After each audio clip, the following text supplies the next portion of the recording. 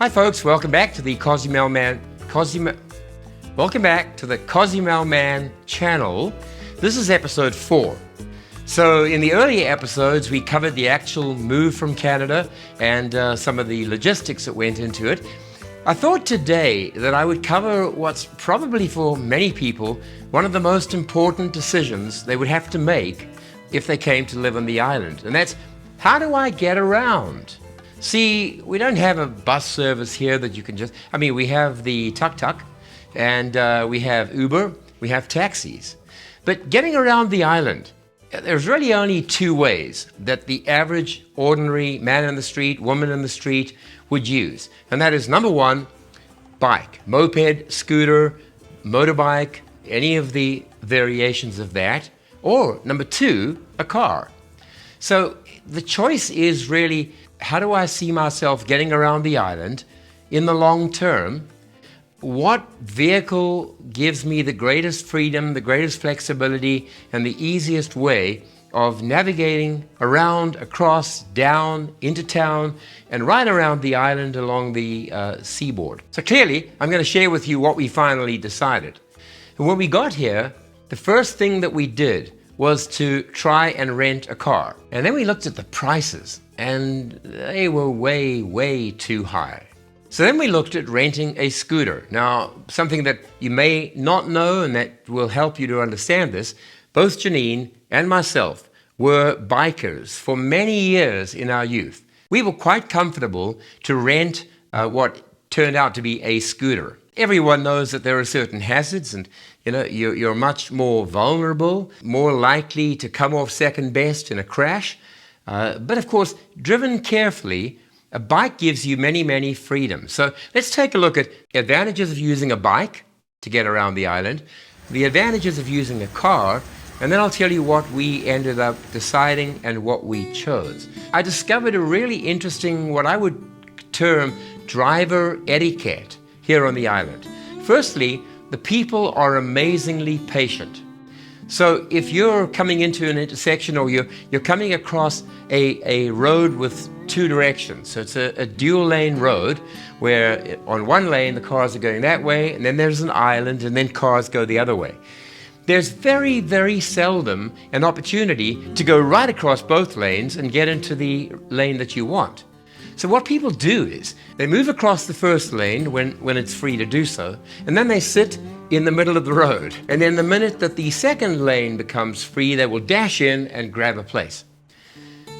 I was amazed at how patient people are. If this was Thailand or Malaysia or Singapore, there'd be a lot more honking, people on their horns.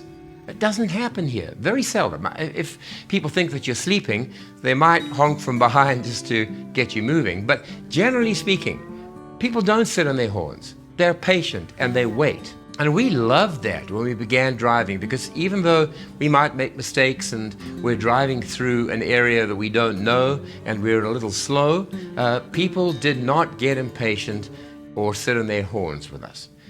So for the first 2 to 3 weeks, we had rented a scooter at a rate of about 400 pesos per day. You can get them cheaper or more expensive, but this was a good scooter. It was comfortable, it drove well, and we were happy to rent it. Here are the things we discovered.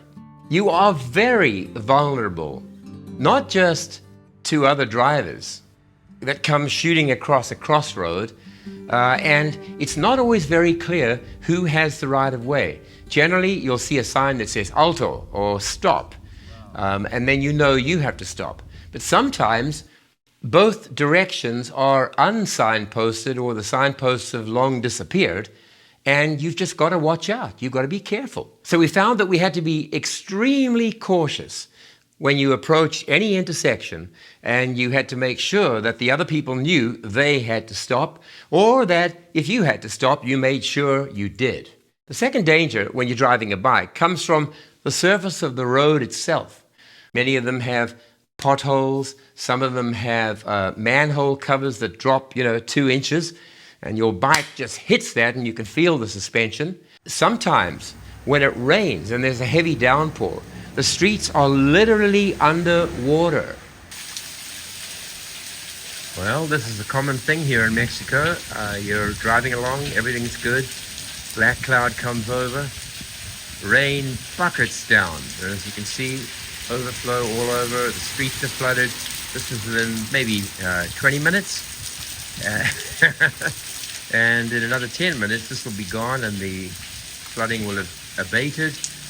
But the drains are completely overloaded and they can't handle the amount of water. So this is us taking shelter, parking the scooter underneath the shelter and waiting for the rain to pass. And you've got to drive very slowly and hope that you don't have to put your feet down to make sure that whatever the conditions of the road are underneath the water, you are driving safely and carefully and cautiously. Then we decided we'd look around, and on Facebook there were a lot of people selling their vehicles. Of course, that's fraught with all kinds of dangers that I don't even have to spell out to you because, anyone's selling anything on Facebook, and not Facebook Market, but just Facebook. And we came across a post and we looked at it, and it was a Nissan Sentra, 2015. That's not too long ago. That's basically 8 years old. And it turned out to be one of the nicest guys you could wish to meet. Jorge, he was friendly, he was honest, he was helpful. He told us the things that were wrong in the vehicle. It didn't have to be dragged out of him. He just shared it with us. And we looked at the car, we went for a test drive. It felt good. It drove really well. The suspension was good. The long and the short of it was we arrived at a negotiated price that he was happy with, that we were happy with.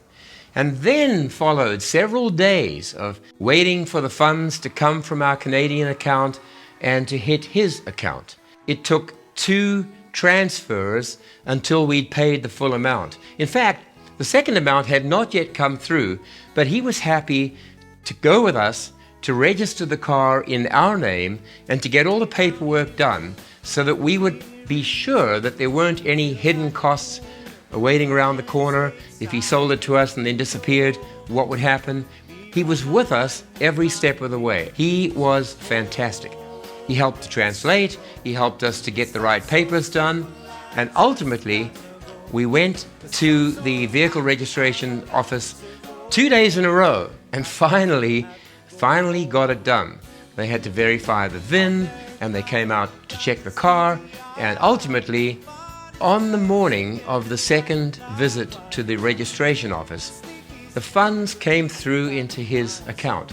He was fully paid, we fully owned the car, and we had all the paperwork to prove it.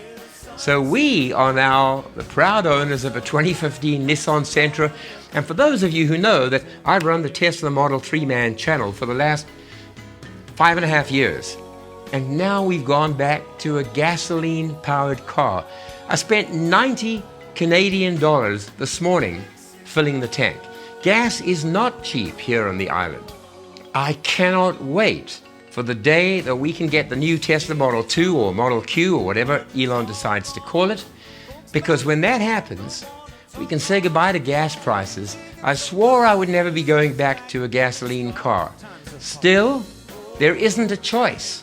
I've either got to get some other electric car here on the island, and I would never do that, or I've got to wait for Tesla to bring out the affordable vehicle, use the money I got from selling my Model 3, and then buy that one as soon as it is available. But for now, I'm so happy that we have a Nissan Sentra that drives well and where I can feel safe. I can drive around. When we drove the scooter, Janine was always on the saddle behind me, and if we'd come off, it would have been both of us hitting the ground and going into all kinds of bodily damage, I would imagine. But with the car, at least we're protected all the way around. And so, yeah, that was the decision that we made. Let's go with a car, despite the extra cost and the higher cost of running around and putting gas in. But for safety's sake, at my age and at Janine's age, we want to still be healthy to enjoy scuba diving and snorkeling and fishing and getting out on boats and messing around on the beach. And that is the story of what we want to do in Cozumel.